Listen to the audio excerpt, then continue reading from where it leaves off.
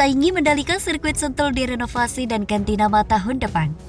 Sebelum kita lanjut, jangan lupa subscribe agar mendapat informasi yang terbaru.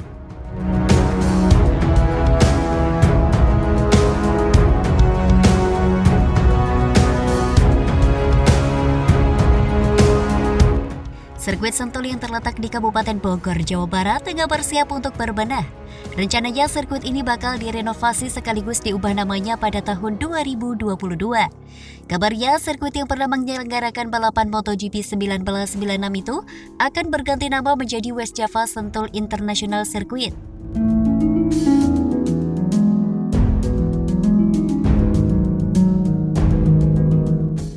Tahun depan di sini akan rebound, akan didesain ulang menjadi salah satu sirkuit terbaik dunia, West Java International Circuit, ujar Gubernur Jawa Barat Ridwan Kamil dikutip dari Antara.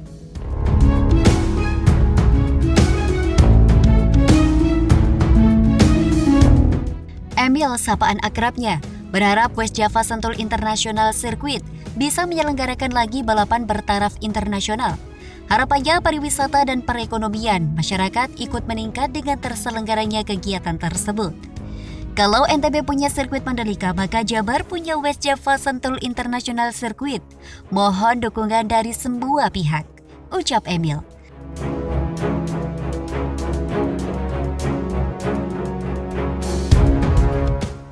Sementara itu, Ketua Umum Ikatan Motor Indonesia, Bambang Susatyo mengatakan, renovasi sirkuit Sentul bakal berdampak pada meningkatnya prestasi atlet-atlet motorsport dalam negeri.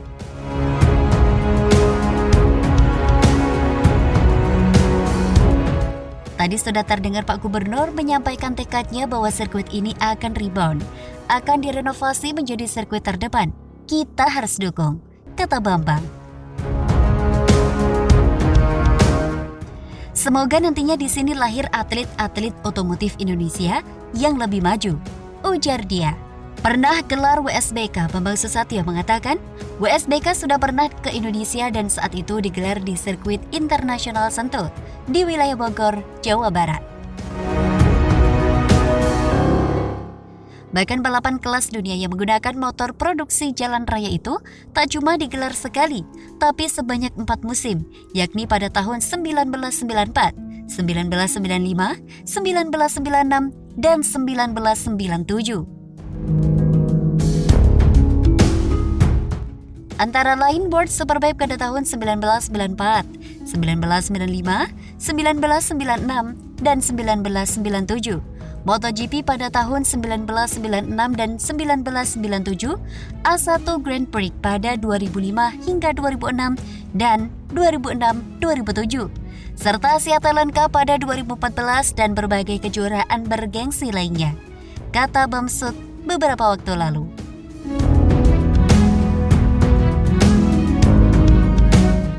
Ketua MPR RI itu mengatakan, sirkuit Sentul yang diresmikan pada 1992 tersebut merupakan salah satu sirkuit tertua di kawasan Asia Tenggara dan Asia. Jika diperinci, sirkuit internasional Sepang Malaysia diresmikan pada 1999, sirkuit jalan raya Marina Bay, Singapura pada 2008, sedangkan sirkuit internasional Buriram, Thailand pada tahun 2014. Tidak heran jika berbagai pengelola sirkuit kawasan Asia Tenggara dan bahkan Asia telah banyak belajar dari pengelola sirkuit Sentul dalam hal mengelola sirkuit dan penyelenggaraan balapan, katanya.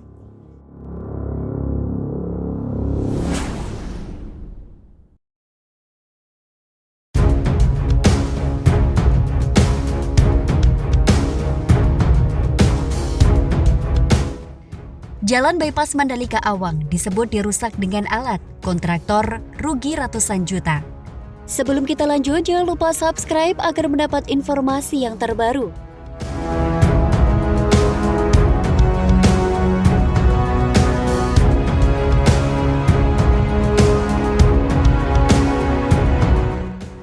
Jalan bypass yang menghubungkan kawasan ekonomi khusus Mandalika dengan Awang, Lombok, Nusa Tenggara Barat, sempat dibongkar warga Dusun Songgong, Desa Sukadana, Kabupaten Lombok Tengah, lantaran dinilai menyebabkan banjir.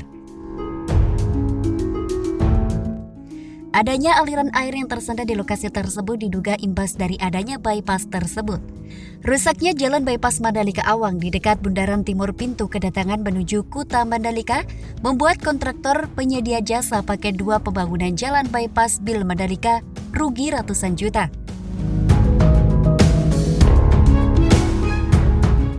Pengerjaan jalan tambahan Jalan Bypass Awang menuju Kuta Mandalika merupakan pekerjaan tambahan paket 2 Jalan Bypass Bil Mandalika.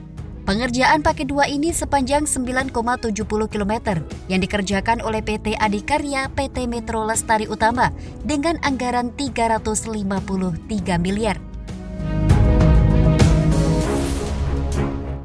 Pekerja kontraktor paket 2 pengerjaan Jalan Bypass Bil Mandalika, Ervan menjelaskan bahwa pihaknya belum melakukan perhitungan angka pasti kerugian akibat jalan yang diduga dijebol warga karena terendam banjir. Hal ini, kata Ervan, bergantung pada pola perbaikan yang akan dilakukan. Saya belum bisa perhitungkan secara teknis. Apakah ini dibongkar? Kita akan cari solusi untuk diperbaiki, sebut Ervan saat meninjau Jalan Bypass Mandalika Awang. Menurutnya, Jalan Bypass Mandalika menuju Awang baru saja rampung dan belum genap sebulan.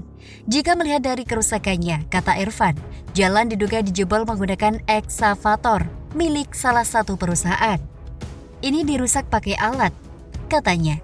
Ervan menampik klaim drainase jalan tak maksimal, sebab menurutnya pihaknya telah membuat aliran air yang cukup selama proses pembangunan jalan, termasuk mengantisipasi aliran air dalam kondisi hujan deras sekalipun. Mereka kita belum buat gorong-gorong, tapi sudah kan? Yang di bahu jalan itu drainase dari jalan turun ke bawah jalan itu juga kita sudah buat, tukas Ervan. Sejauh ini pihaknya sedang menunggu instruksi dari pemerintah, baik Balai Jalan, PUPR, dan ITDC sebagai pemilik teknis untuk perbaikan jalan. Kita tunggu instruksi saja. Ini juga masih masa pemeliharaan, masih jadi tanggung jawab kontraktor. Masa pemeliharaan kan sampai setahun, kata Ervan. Jika melihat kondisi jalan yang diputus, sebut dia, pihak penyedia jasa akan mengalami rugi hingga ratusan juta. Namun itu hanya taksiran secara kasat mata saja, sebab belum ada perhitungan secara teknis. Seperti diketahui, sebelum dilakukan pembongkaran, ketinggian air di permukaan warga hampir mencapai leher orang dewasa. Karena takut air makin tinggi, warga kemudian membuat aliran air dengan membongkar jalan tersebut menggunakan eskavator proyek yang berada tak jauh dari lokasi tersebut. Reza juga menambahkan bahwa perbaikan jalan bypass Mandalika Awang akan dilakukan sebelum event balap motor internasional MotoGP pada Maret 2021. Menurut Reza, banjir yang menerjang Dusun Songgong, Desa Sukadana yang menjadi tanggung jawab Balai Jalan bersama PT ITDC sebagai pengelola kawasan ekonomi khusus KEK Mandalika. Gorong-gorong untuk mengantisipasi banjir di Dusun Songgong akan dibuatkan.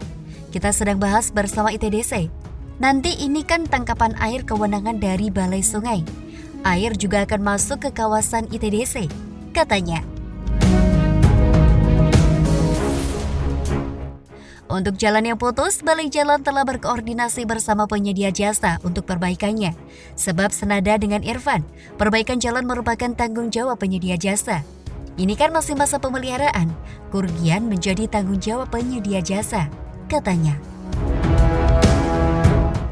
Balai BPJN, PUPR, ITDC, penyedia jasa, Camat Pujut, dan Kepala Desa Sukadana telah melakukan survei di lokasi pembongkaran jalan.